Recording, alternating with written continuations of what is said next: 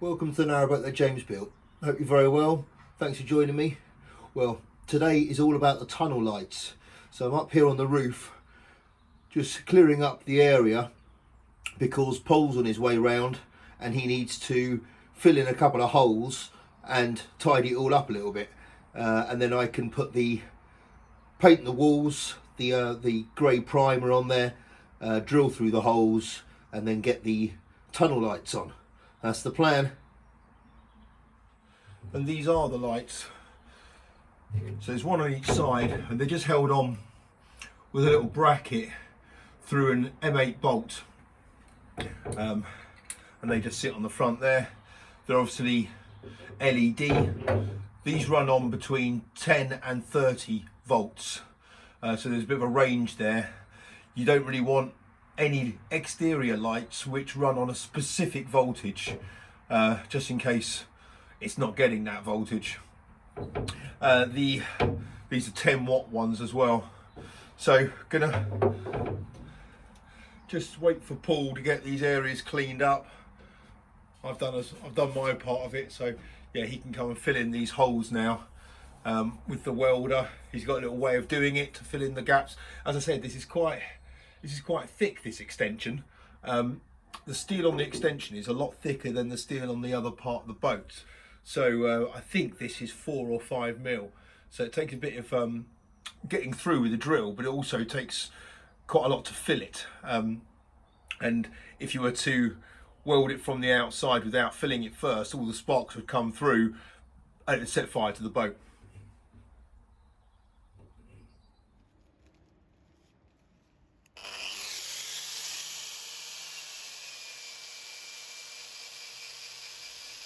And obviously this is Paul, as you know of him, but on YouTube he is known as Narrowboat Hands. So if you want to see stuff being done on a narrowboat with these hands, then check out his channel. I'll put a link to it in the description of this video. So the idea is what Paul's going to do is to fill up these holes, puts the screw in, taking it down a bit to put the bolts in, and then so that there is something already filled in through the hole, and then melt it down, and that will fill in the hole. We'll clean it up afterwards.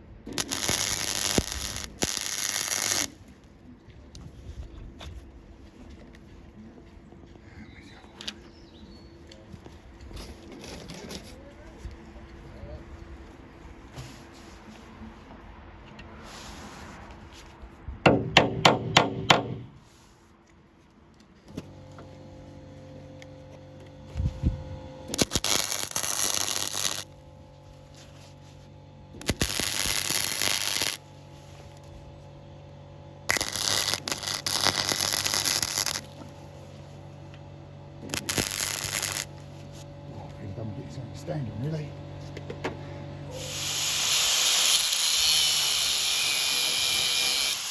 Sorry, I'm not out of your car. That's all right, don't worry about it.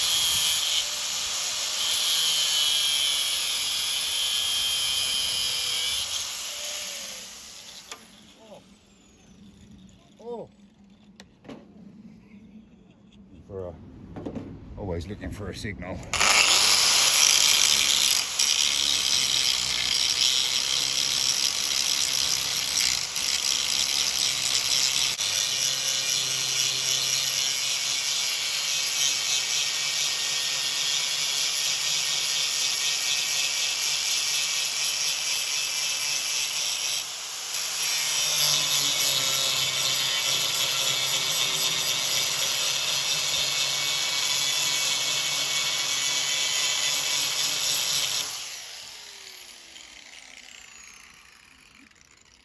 I mean, an ideal world could do with another little zap, really. Ooh. Do you reckon? Well, it depends how fussy you are, mate, really. You can just see the shadow of them there, can't you? That's all right. Is that all right? It's up to you. That's fine.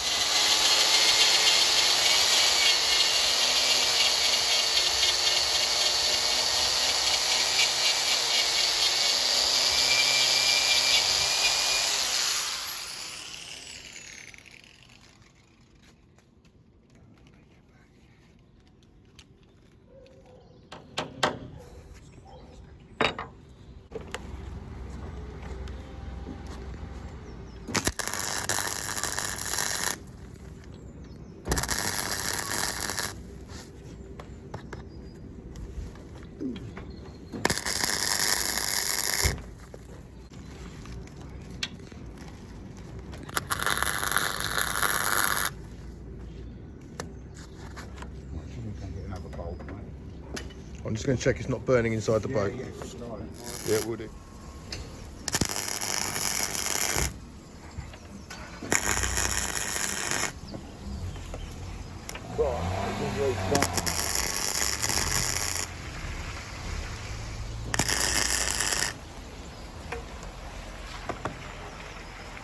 Oh, there's a bit of smoke coming out. Yeah, I was going to say. The bow. Smell something.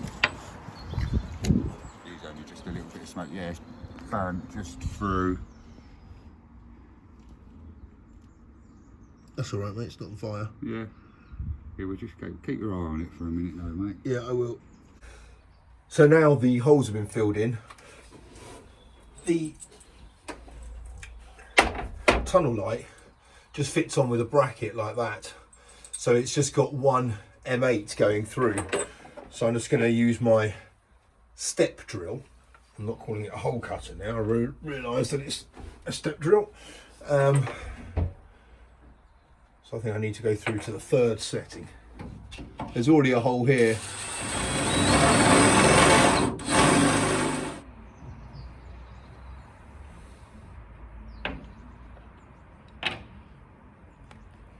I'm now going on with some grey primer. Once again, this area around here is all quite fine. It's in terms of rust. So just a little bit of this will suffice. A little bit like what I did around the nav lights.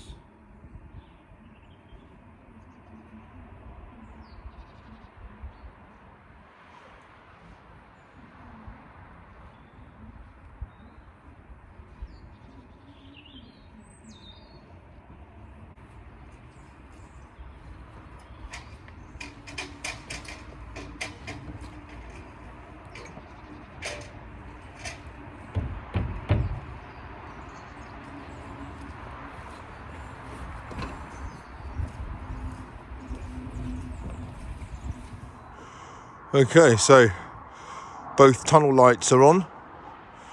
They're both pointing upwards. Obviously they're tunnel lights, so they need to be pointing up, not down or straight ahead. They need to illuminate the inside of a tunnel. And they can be adjusted angle-wise when the boat is in the water. So they may need to be pointed down slightly if the stern is too low or lower than expected. Anyway, that's a job ticked off. So now I've got to make up the cables for the tunnel lights. So they're both going to be switched on at one switch. I did think about having them so you could have starboard and port independent. Obviously not for use as tunnel lights. For tunnel lights you'd obviously need them both. But to use them for another purpose, if I wanted to kind of have bow lights, for example, I could angle them down and use them in there. But I'm just going to keep them as they are and wire them up like this. So this cable here is the short one, goes straight from the, this is all done on the port side. So that's the port side, and then that will go under the hatch and up into the starboard side. So I'm just putting the connections on now, so it makes it easier when I put them on the at the other end.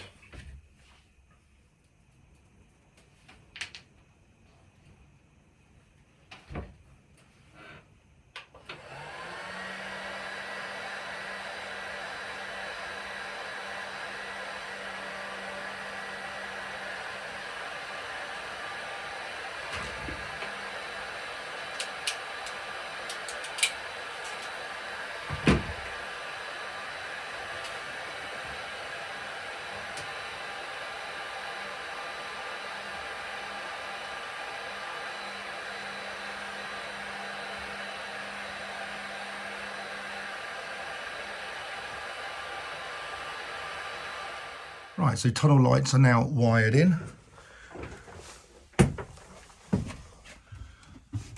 So down through the conduit,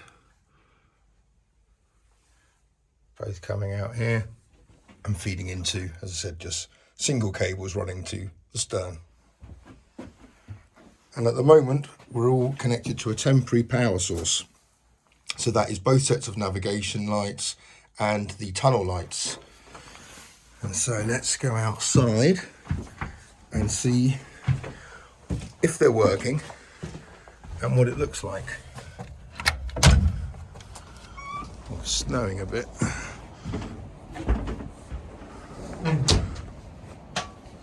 Whoa.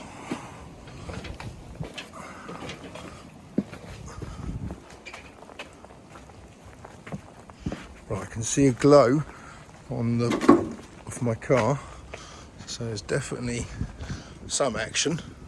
Oh. Whoa. Bright.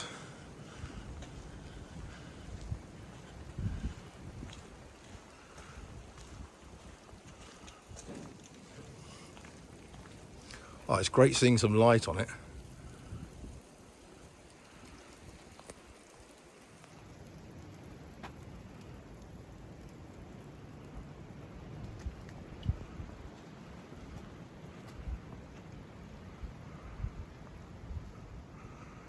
It's actually quite useful because you can see just the angle of those tunnel lights. That beam is certainly pointing upwards. You can see it in the snow. Oh yeah, it's eventually started snowing.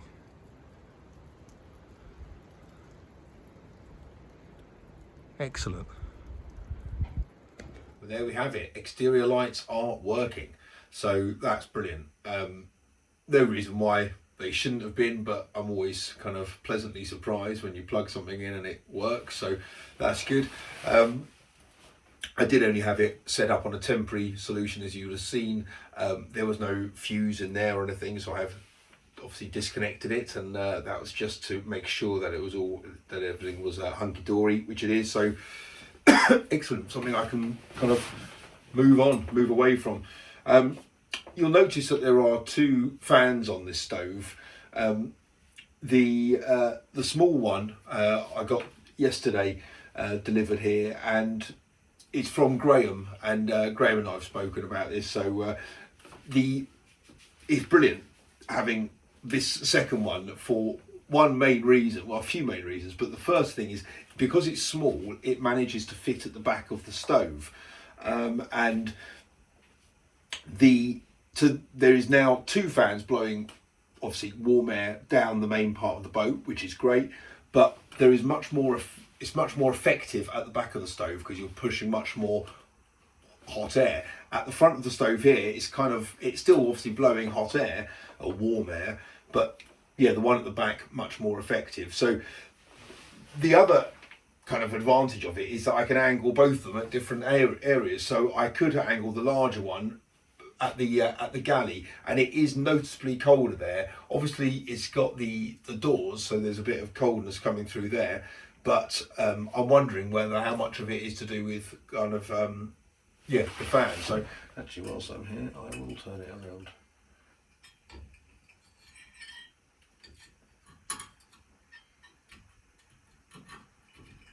There we go.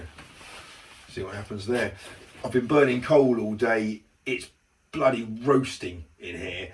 The thermometer's only reading about 150 at the moment, but there's so much radiated heat. It's brilliant. The bathroom and the bow bedroom, I've been in the bow bedroom quite a bit today doing the wiring, and it's really warm in there. When I had the old blow heater on, it was so one directional. It didn't really make the whole place feel warm, and that's what this has done. If I pick something up now, it feels warmer than it used to, like this can of like stove paint. So yeah, that's kind of nice to touch. Beforehand, yesterday or before I was burning coal, that had felt cold. Everything was always cold. So that's made a real big difference, having the coal burning and just kind of keeping that heat going all day as opposed to just kind of having fires burning in and burning out. So that's been brilliant. Really want to say thank you to Anthony. You sent me the camera stand, which I'll show you now. It's brilliant. You suggested putting it on one of those uprights, which is exactly what I've done, and it works superbly. I've had to make some adjustments on the old wooden thing that I made for the to hold the camera in on the previous tripod, and it's really good. So it's hopefully going to make it more versatile, so I can kind of, as you say, you can clamp it to the side of the boat. I did make the mistake. I've moved it away into safety. I've made such an error today. I thought I'd use the big fishing magnet, and so I thought, okay, I'll test this, see how it works. And this has got like a wiggly clamp to it. So I managed to clamp the camera stand to the magnet. That was fine. And then I put it on the side of the boat, and it worked brilliantly. It's kind of positioned nicely. Getting the magnet off the side of the boat was nearly impossible. I was pretty much running out of ideas. I managed to get a really long kind of steel rod, put it through the hole, and kind of slowly kind of scrape it down the side of the boat. Luckily, obviously, it wasn't on a decent painted part, but that was horrific. So I'm never doing that again. But yeah, Anthony, thank you so much for the camera stand. It is pretty good. Hopefully we'll all benefit from it, because it will make kind of shooting some angles even achievable in the first place. So on behalf of all of us, thank you. Hope you guys are all very well. Until next time, take care. Bye bye.